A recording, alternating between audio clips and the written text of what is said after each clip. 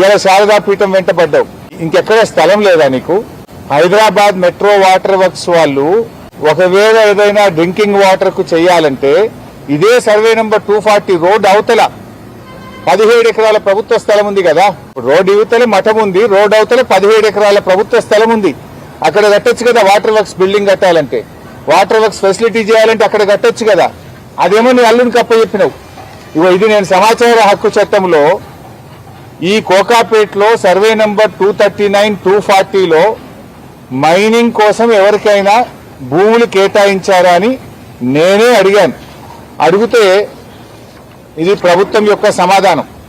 ఇందులో స్పష్టంగా చెప్పినారు, సర్వే నంబర్ 239, 240లో భాగ్యలక్ష్మి మైన్స్ అండ్ మినరల్స్ వారికి మేము 10 ఎకరాల భూమి కేటాయించామని చెప్పారు.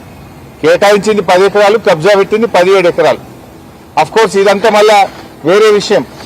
ఓఆర్ఆర్కు 1 కిలోమీటర్ దూరంలో క్రషర్లు పెట్టకూడదని, ఎలాంటి మైనింగ్ యాక్టివిటీ చేయకూడదని గతంలోనే హెచ్ఎండిఏ ఉత్తర్వులు ఇచ్చింది.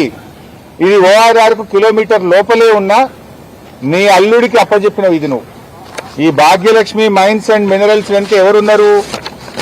దీని వెనుక నీ అల్లుడి మనుషులు దీని వెనుక ఉన్నారు. దీని వెనుక దీపక్ రెడ్డి, కౌశిక్ రెడ్డి, నీ మేనల్లుడు రమేష్ రెడ్డి అనుచరులు ఈ క్రషర్ వెనుక ఉన్నారు.